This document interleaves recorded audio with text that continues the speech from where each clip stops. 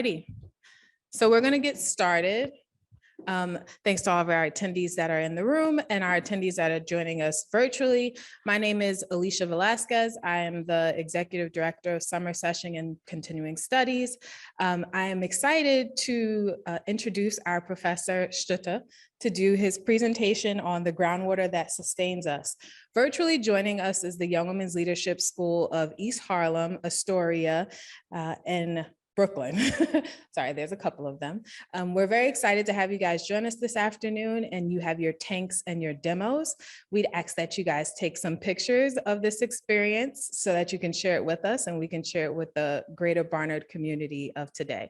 So without further ado, I'll move out of the way and turn it over to the person you really came to see.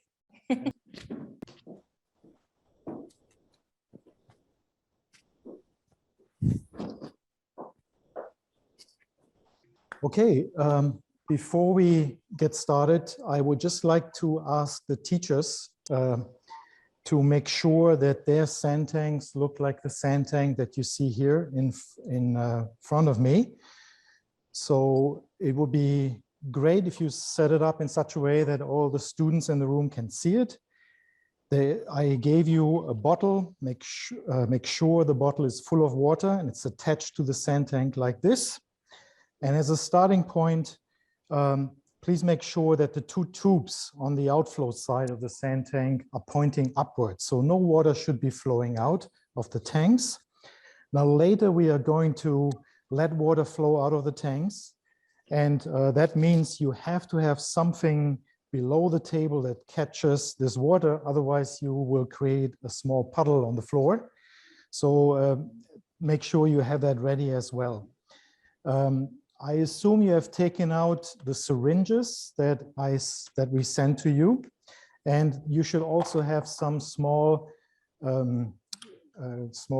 beakers that you can use to mix dyes, which are also in your box. Okay, so we'll get to that later. So for now, just make sure the tank is there. You have water in this bottle. It's attached like this on one side of the tank, on the left side of the tank. And that all the tubes are pointing upwards. So Ken, I think we are going to switch to the slides. So I wanted to show you a few slides for the introduction. So we need to get out of this, go to PowerPoint and share the slides.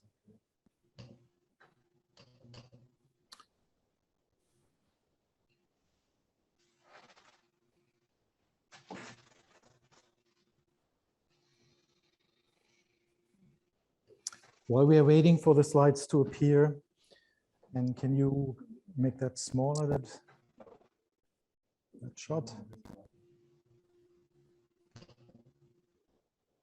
Let's make that smaller. And can you minimize that bar as well?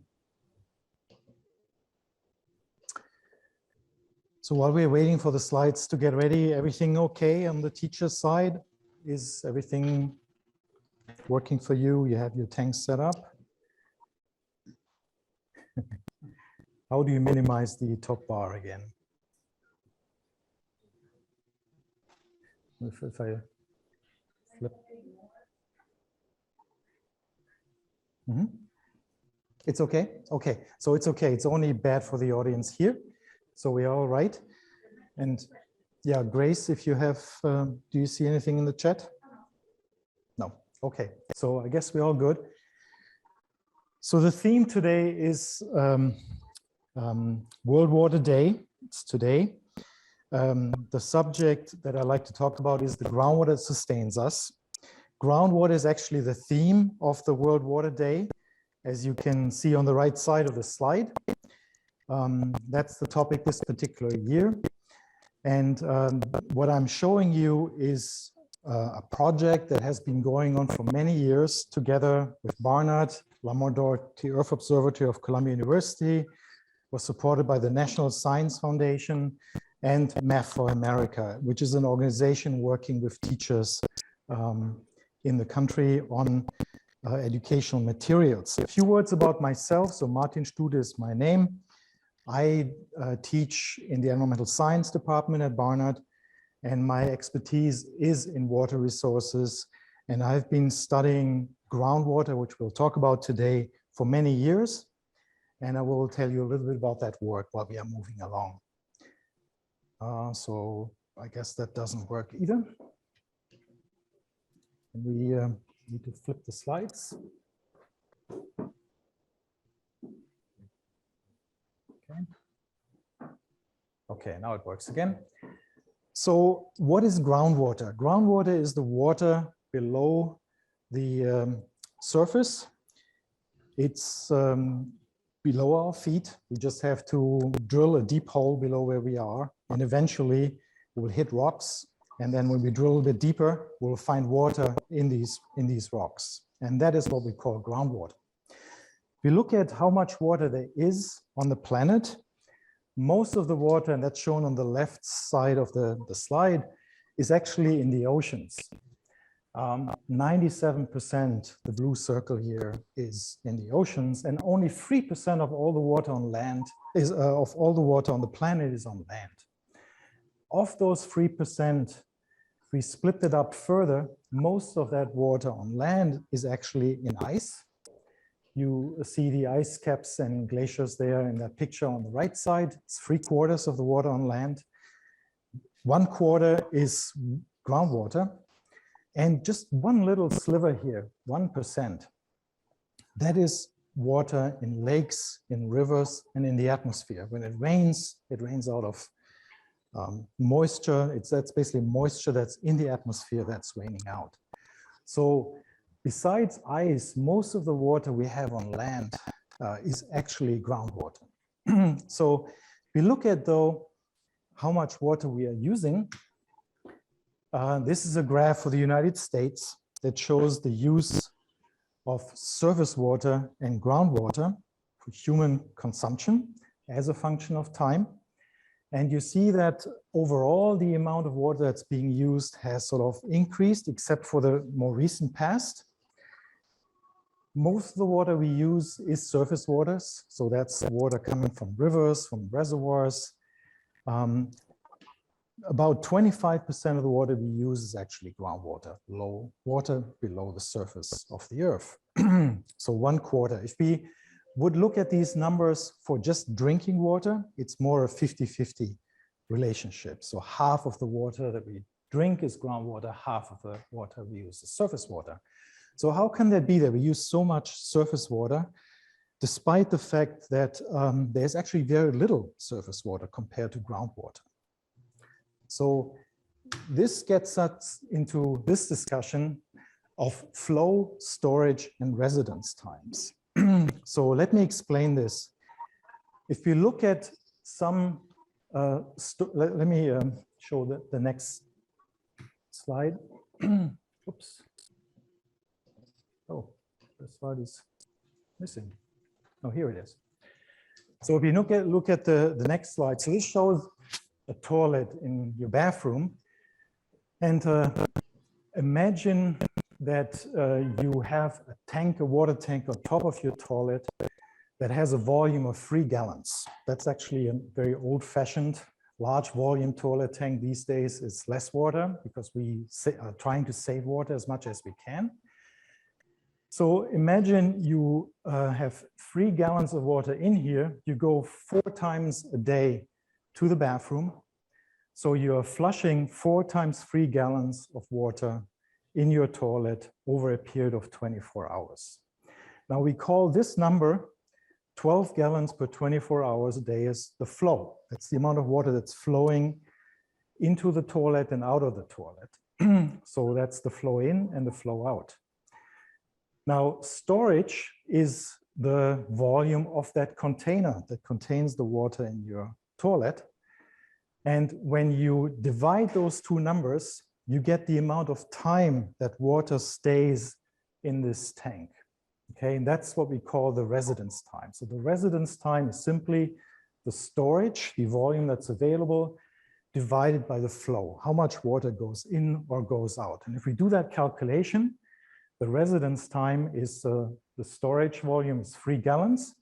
We divide by 12 gallons and 24 hours, and then the result is 6 hours. So it takes the water on average spends 6 hours in that toilet tank.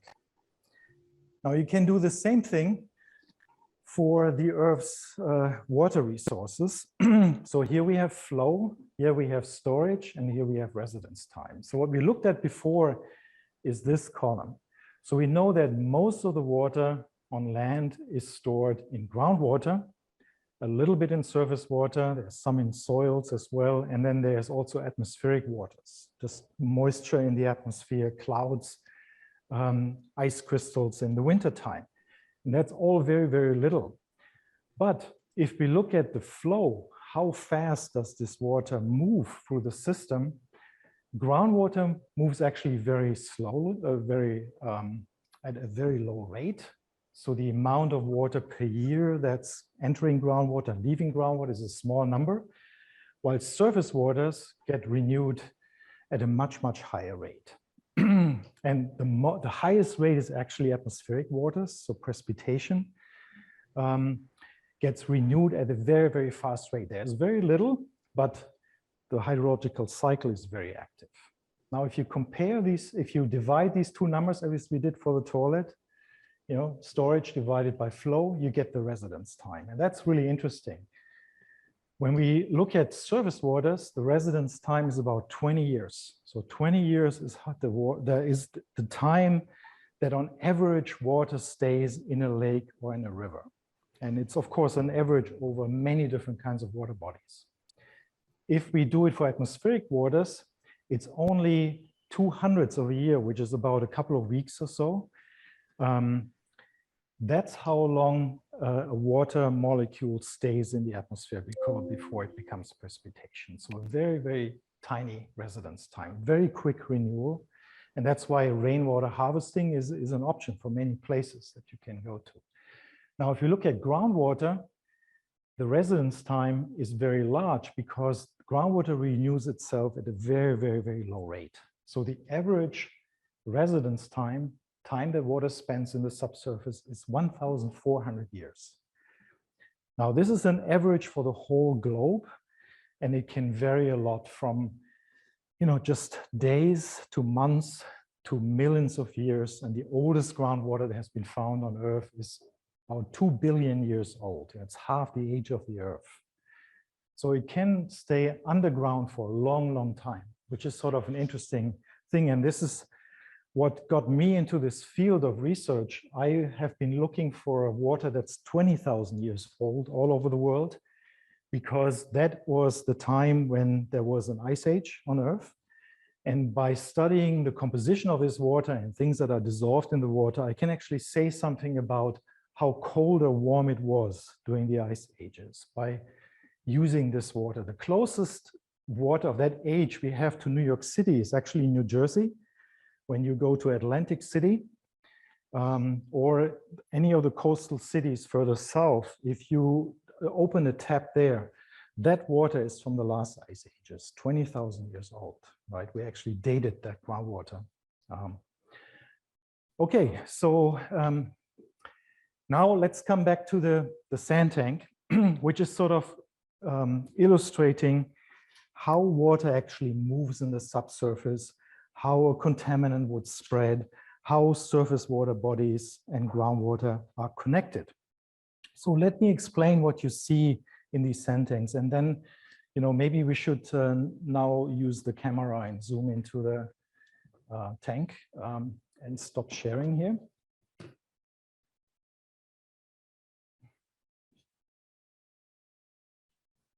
Let's just switch cameras for a moment. So that's great. So you should all be able to see the sand tank now in front of you.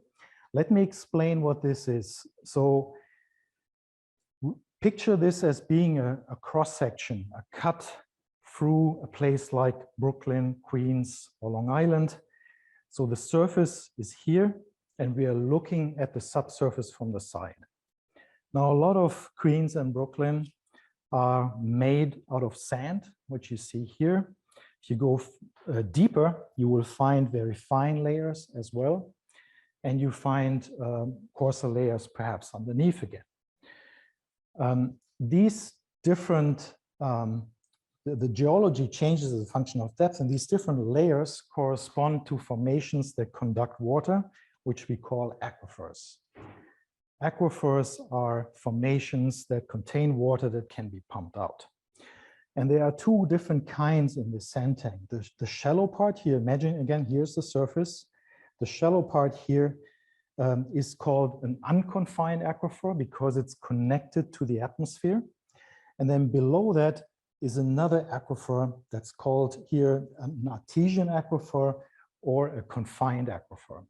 It's called confined because there is a layer, a fine layer sitting on top of it that sort of protects the deeper aquifer. That's very important. We have these protected aquifers on Long Island, which Brooklyn and Queens are part of. And a lot of the drinking water on Long Island comes from these confined aquifers that you see here. To show you that it's actually possible to pump water out of these aquifers, I'm going to use a pumping well that you see here. So this long tube here goes to the deeper confined aquifer. And by using a syringe, and I encourage you to have a student in the classroom, maybe come forward, use a syringe and stick it into one of these wells and pull up some of this water. So you see how this syringe has water in it. So we are pumping water out of this well from this confined aquifer.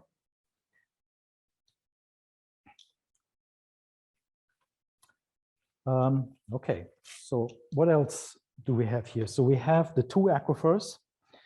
We have wells. There are two different kinds of wells. The ones that have this larger opening here are called pumping wells. They have a larger diameter, so water can go into the well more easily. So they are used for pumping groundwater out. There's one here and one here.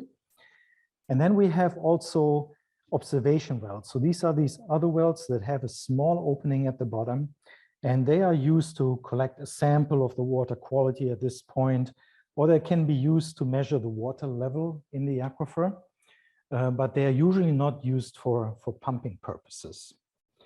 There are 3 wells on this side. You see 3 tubes up here.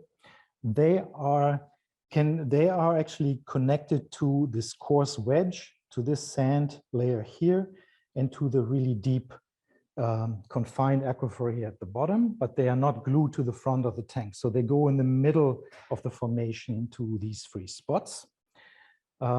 We do have a river or lake here that's currently filled with water that you see. We have a leaky landfill that we will play with in a minute, which is often a problem for groundwater resources because contaminants can leak out of this. And we have a place where we can add water. So that's where the bottle is here on the side. And we can drain the tank at 2 spots as well. So there is one tube here that's connected to the river. And then there's a tube here on the side that's connected to this side of the tank. And this column here on the side and here is connected through holes to the rest of the sand tank. All right. The first thing I'd like to do is mark the water levels in some of these wells. And for that, we are going to make some, dilute some food dye in these little beakers that you have. Let me put this here. Can you zoom out a little bit, Ken, so we can see the bottom? So here are beakers. So let's make some red dye. So use some of the food dye and put a few drops of dye, let's say maybe 10 drops or so, into the beaker. While we are at it, let's just use another color as well. So you don't have to do that, but I might. So we have 2 little beakers with dye. And we need to dilute the dye. So I brought some more water here. This is going to be a mess. So let me just pour it from here rather.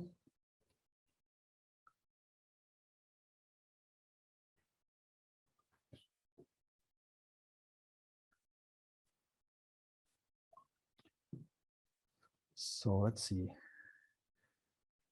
So the intensity of the dye you see here in the image. So that should be, that's, I think, a good concentration. You'll be able to see something. So what I want you to do next is use one of the small syringes that you have and suck up a little bit of this dye in the syringe like this. And what we're going to do is we'll stick it into these observation wells.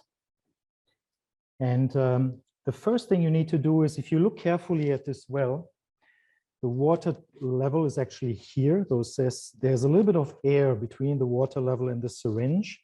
If we would inject some green dye now, we would push the air into the aquifer. So it's best to take the air out. So the easiest way to do this is to push the syringe into the well and then pull the piston up a little bit to get the air out. And then you push a little bit of the green dye in, like this. So what you should see now is more clearly where the water table is. So see the little blotch of green dye, and it ends basically here. So we'll do that for this well. Let's do it also for one of the deep wells. So we are sucking up the air. Oh, there's a lot of air in this one.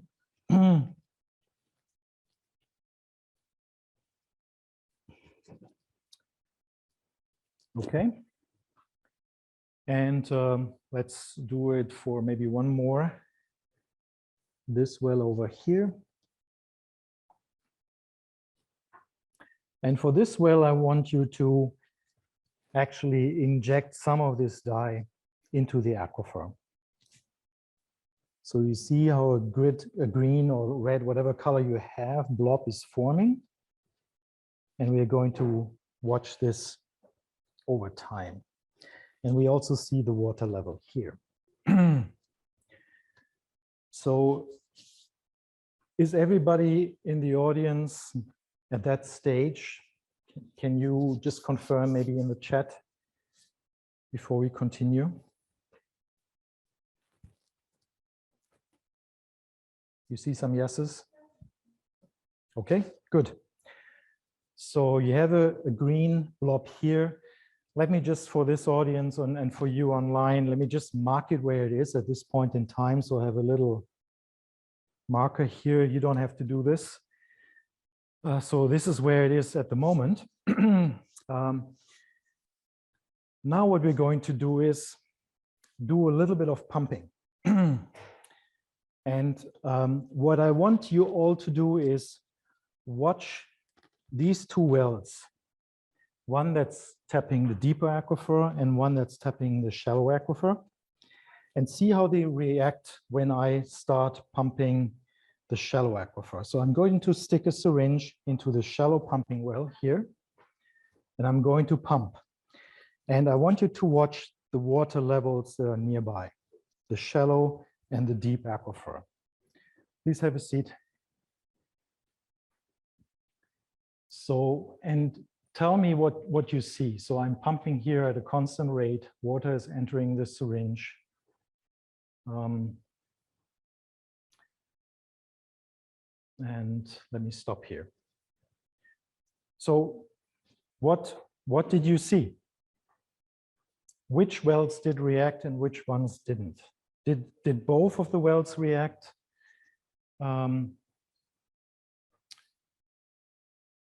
Did both of the wells show a response or just one of them? Can you respond in the chat? What did you see in the audience? What did you see? Both of them? The closest one. Okay, so Not much. yeah, so it is. I think you're right. So there's in the chat, it's the shallow well that's closer to the pumping well did react. And let me just dump this into the bucket because we are in the same aquifer. So when we pump this well, that well is reacting because it's connected, right? It's in the same aquifer. There's just sand in between. But the other aquifer, the deeper aquifer, this one, is not reacting. And that is because the deeper aquifer is separated by this layer that's very poorly permeable from the shallow aquifer. And that's a really good thing because in a place like Long Island, if you use drinking water from the deeper aquifer, it's not connected to the shallow aquifer. So any contamination you might have here is not found down there. So it protects the deeper aquifer. Now we can also do the reverse and we can pump the deeper aquifer. So I'm pumping now this well here, the deep well. And now you see how this well reacts, right? The deeper aquifer well, which is in the same aquifer, is reacting, but the shallow one, the shallow well here is not. So it shows that there's a good separation. And that's why it's so important to have these confined aquifers, make sure nothing happens to them because they are usually the cleanest source of drinking water. And that's what's used in Long Island. Now, you may have noticed here, if you look at the little blob, it has moved a little bit, right? It has moved to the right. And this is really purely only because we have been pumping and we have been moving water. So when we were pumping this well, all the water is flowing towards this well, and so is the contaminant. So let's see where it is now. This is the front.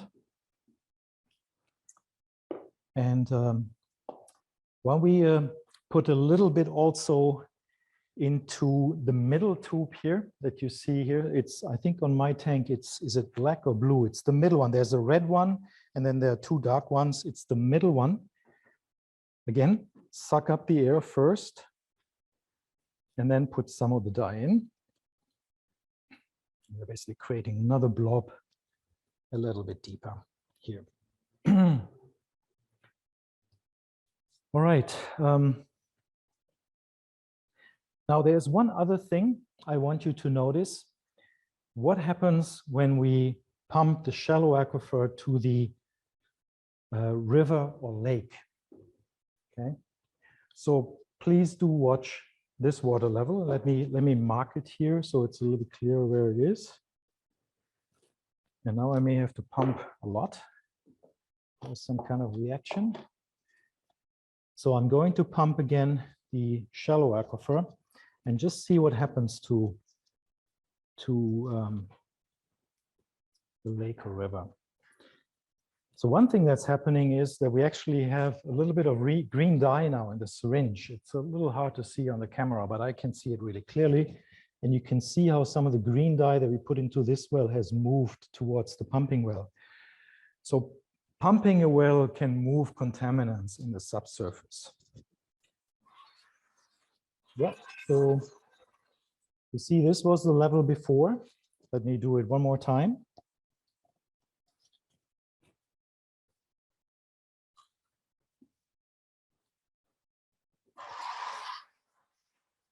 So you can see that I have lowered the water level a lot, right? So this lake or stream or whatever it is connected to the aquifer. So whatever I do to the aquifer is affecting the surface water bodies as well. And vice versa. So if I pour water in here, that water will ultimately go into the aquifer. So let me just add water. All the way back to the red line. And let's watch it for a little bit. You see how it's dropping again? So the water level, maybe it's not dropping very much. A little bit. It was higher, yeah. So what I'm trying to say about this is everything is connected, right? Surface water bodies, groundwater is connected. And if I pump one part of the system, the other one is affected as well. In very dry places in the US, in Arizona, for example, California, there has been so much pumping that the water level in here actually has dropped below the bottom of the lakes and rivers. And the surface water bodies in those places are completely dry. They used to be wet. There used to be water in the rivers in Arizona at all time. But these days, most of them are dry because of a lot of pumping like this. So the water level has dropped in the aquifer and the surface water bodies basically followed along. Okay, so let's make things move a little bit more in here. So we're going to now drain the tank on this side. So we are feeding in water here and we are draining it on this side. Or maybe it's better, yeah, I think it's best to drain it here. So let's pull this tube down. And what you should be seeing is that there are bubbles rising in this bottle. Occasionally there's a bubble, which basically means water is flowing out of the bottle into here. It's going into the aquifer and then flowing in this direction. And there's water coming out of that tube here on the side. I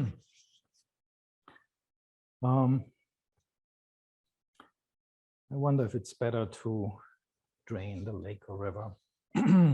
Okay, let's make one change here. So let's turn up this tube pointing upward. I didn't want to do that.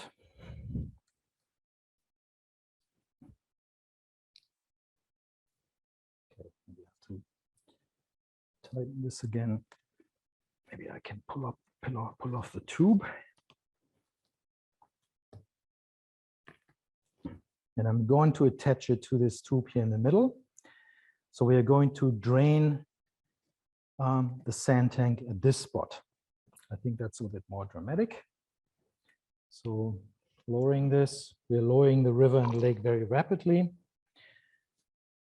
And what we should see over time is that the dyes are moving this direction and they might come back up here at the lake or river. So this is now the lowest point in our model, which means that water is being fed in here, which is the recharge area, and it's coming back out of the ground in the lowest point, the discharge area. So groundwater flows from high elevation here to low elevation. So rivers and streams often are the places where water is collected that discharges from the aquifer. And there is water coming out here. I can see it on this side. You may not be able to see it on the screen. And it does affect the movement here of the dyes already.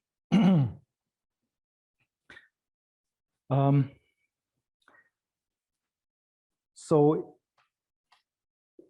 I mentioned contamination a few times earlier. So maybe in the chat students could tell me a little bit, where does pollution come from that could affect the water quality of this shallow aquifer? Can you put some ideas in the chat?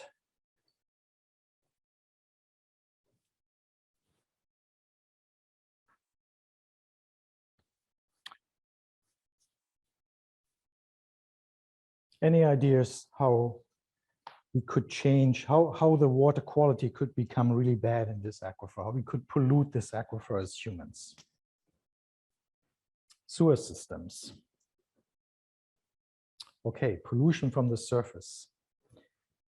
Yeah, so maybe we'll fill, you guys only have one dye, so just use maybe some more of that dye. I'm going to use another color. And Grace, were there any other ideas?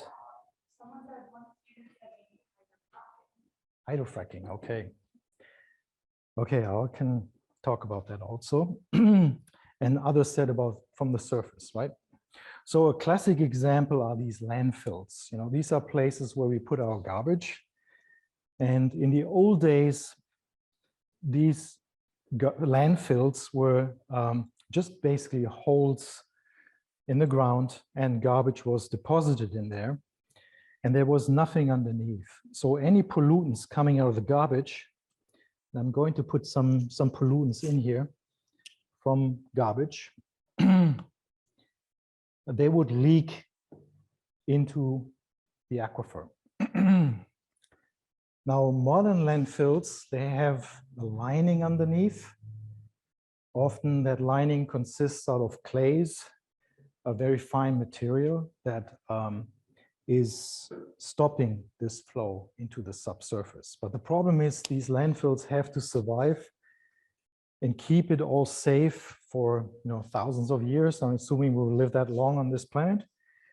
So it is sometimes not so easy to make sure that they're really not leaking at all over that long period of time. So it could be that over time, these linings get weakened, and then the water might get contaminated after all. And you already see a little bit how this is going to the right, and that is because we have this flow of groundwater right from here in this direction. Okay, hydrofracking. So most of the pollution that has been caused by hydraulic fracturing, and let me explain what that is. So this is a way to produce natural gas and oil by breaking up the formation that contains oil and gas in the subsurface. That is done by installing a well like this. It often has a horizontal component, so it kind of bends around. And then you put a lot of pressure on the water in this well to break up the rocks at depth. We don't have these kind of rocks in this sand tank. The formations that contain gas and oil tend to be very fine-grained materials like shales, and they are not as conductive as the sand and the gravel that you see here. So in order to get the gas out, the well is pressurized dramatically, and that breaks open the rocks, and then gas and oil will enter the well and come to the surface. Now, pollution caused by this is usually not so much happening down here where you break up the rock, but it's more that the fluids that come back up to the surface from the shales have a lot of pollutants in them, and they are often stored on the surface, and there's spillage on the surface. So hydrofracking is mostly also affected by surface pollution. It's just a different source of pollution. It can occasionally happen that one of these fracking wells here is leaky, and you may have some contamination from the well itself, like what we did with when we injected dye into one of these wells.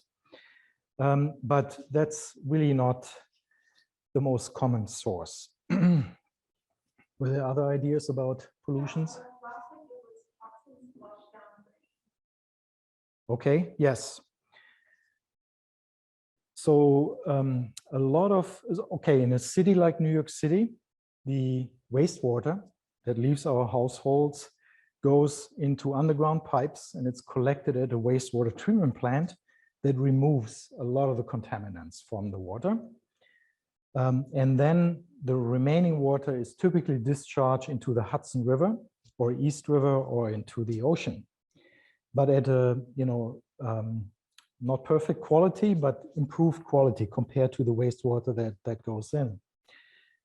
In rural areas, often houses have their own sewage treatment system, which is called a septic tank. It's basically a subsurface tank that collects the wastewater from the household, and microbiology in those tanks is degrading a lot of the contaminants, but not all of them.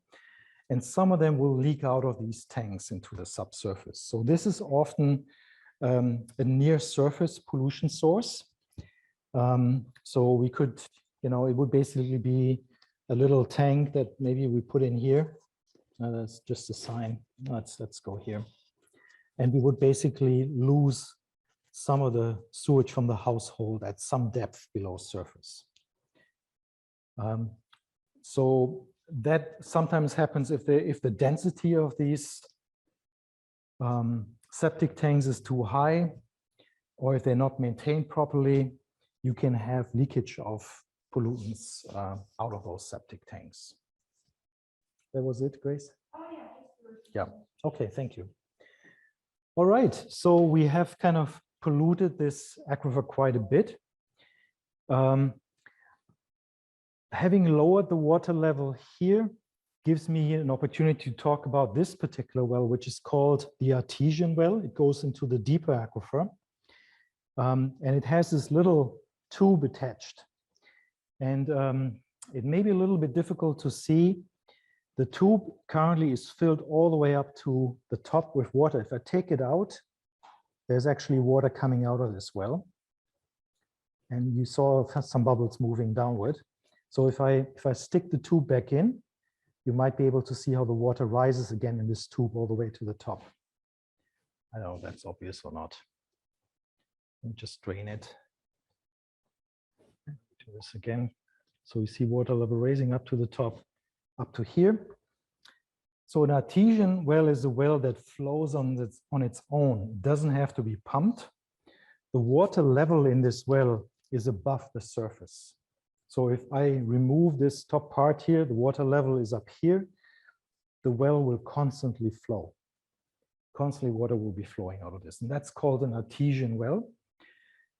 It can only exist if the well taps a confined aquifer that is under a lot of pressure. But you don't need to install a pump, it just flows on its own. And we basically make it stop flowing by inserting this tube that, since the water level is only just barely below the top of this tube, the well can actually not flow.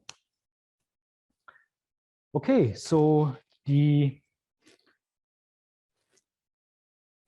looking at the contaminant movement again, we injected this dye over here. We injected this dye over there, right? That's where it was initially. You see how it's moving through the sand tank. And I'm hoping that in your classroom, you see a similar movement of dyes. And you might also see that it's sort of approaching the lake or river. So this pollutant here is going in there. If we let that rise a little bit, the water, by moving the tube up, you know, some of the water will accumulate here in the lake or river. Give it a moment.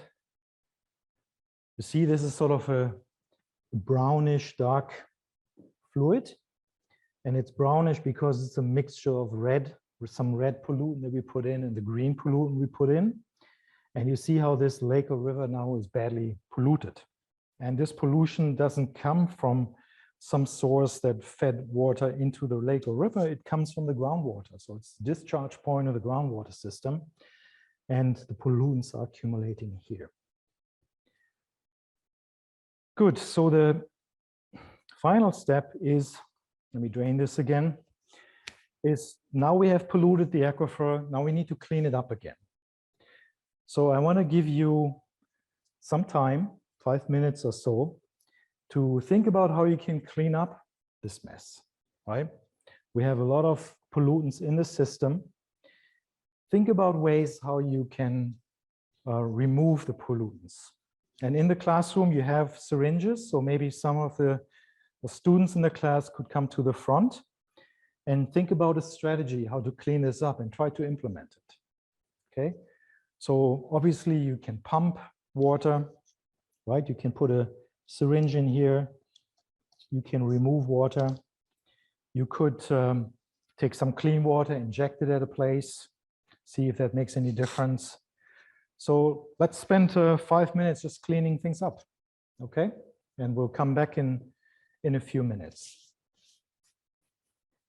So while the students are doing this, do we have any idea, I mean, any suggestions how to clean this up? And Grace, you know how to, so don't shut up. Any ideas? Go for it. Is one trying to preserve the integrity of the older, deeper water? Yes. Or can one just push all the bad stuff further away and be really old? You do want to protect this deeper aquifer, which has the older water in it, right?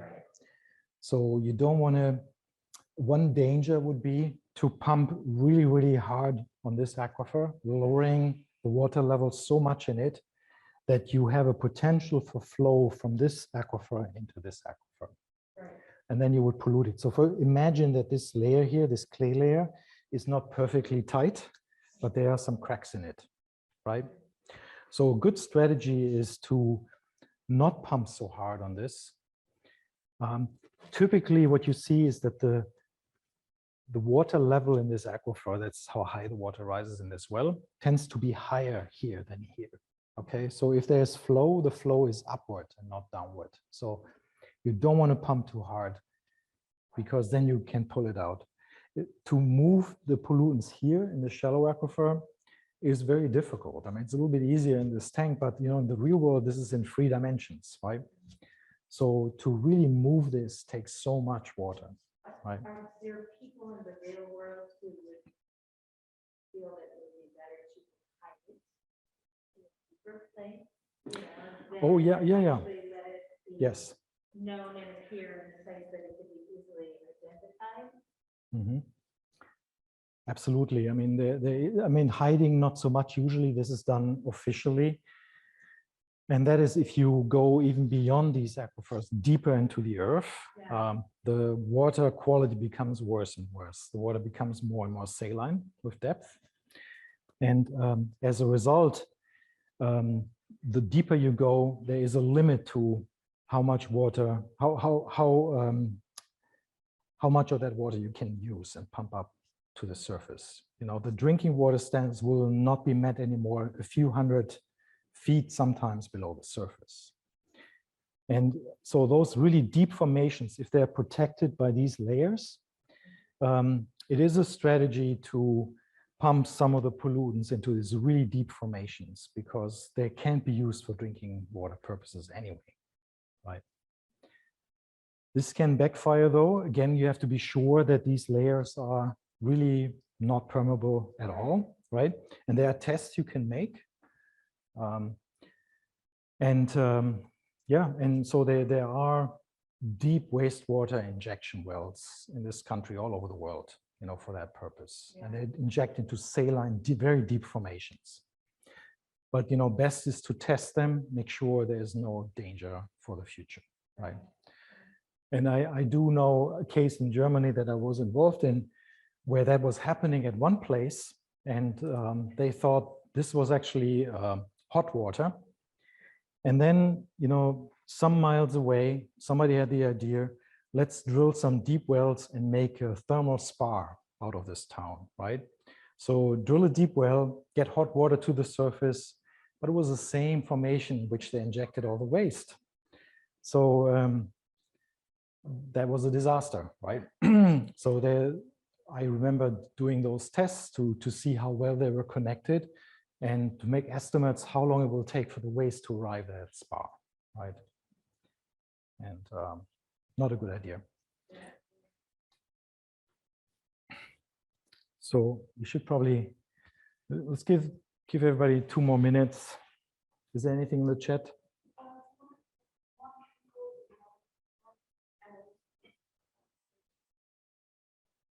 Okay.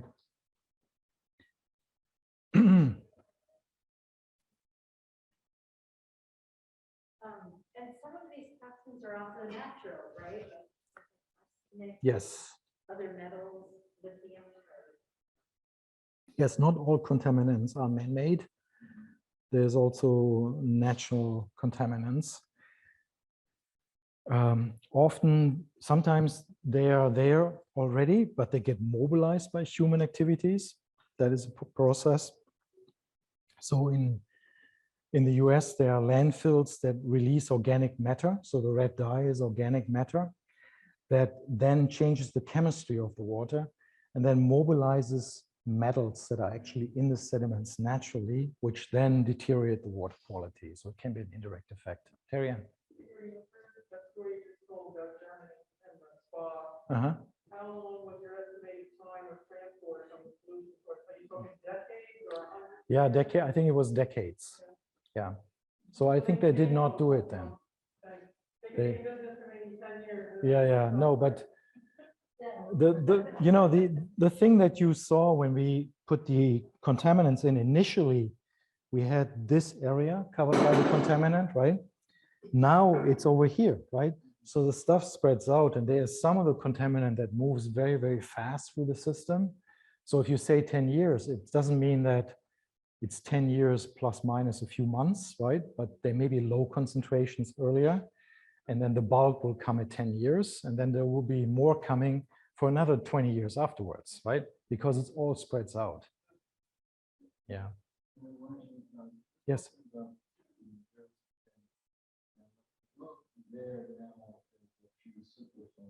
Right.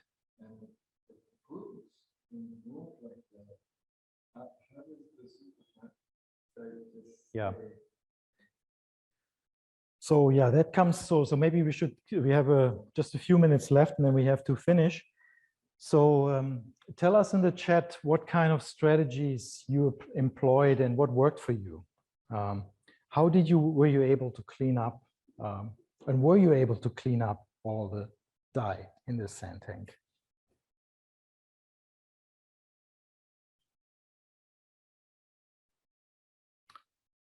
They're still cleaning up.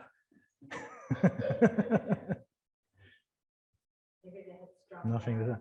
We noticed that some wells were very good at cleaning the water, but some were not. Yeah, I mean, clearly the pumping wells are much more efficient because you can pump faster. And that is one cleanup procedure that you, oh no, that's not the right syringe, this one. So what you do is you use the pumping well and you suck the contaminants into the pumping well. This has a light green tint, not very, but you see that how the contaminant is moving towards the well. So that would be a pump system. You know, typically at the Superfund site, which is a heavily contaminated site, to explain, this is what's often happening, that you pump at a very high rate the groundwater, and then this water is going through a filtration system and it's cleaned up. And then the fresh water is sometimes injected back into the formation. So you can go into another well and you inject the water back in to speed up the flow in the subsurface, right? And that's called a pump and treat operation. And that's the most common operation. Okay, the other technique that's, are there more techniques that worked? No. Yeah, it's hard, right? The other thing that you see in this tank is, so everything is moving towards the lake or river. So the other common strategy is, it's called monitored natural attenuation. What it means is basically you let things just flush out of the system at its own rate. So water is moving to someplace.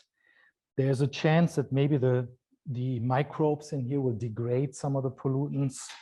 And so maybe by the time you look at it again, the concentrations have dropped. And some pollutants are also retarded. They don't move as fast as the groundwater does. They move more slowly.